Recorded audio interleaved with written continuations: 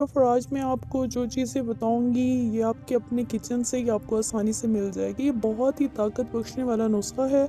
चाहे आप उम्र के जिस हिस्से में भी हैं, इसके इस्तेमाल से आपके अंदर इस कदर ताकत आ जाएगी कि आपसे सब्र भी नहीं होगा और आप मौका तलाश करोगे कि बस कहीं बीवी अकेली मिल जाए।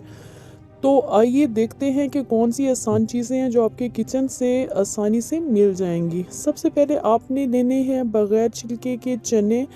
इनको बिल्कुल बारीक पीस लेना है और फिर आपने एक गिलास नीम गर्म दूध का लेकर उसमें 1 चम्मच शहद और चंद कतरे देसी घी के शामिल कर देने हैं और 1 चम्मच भरकर चने का पाउडर जो आपने पीसा था उसका उसमें शामिल कर देना है, ठीक है?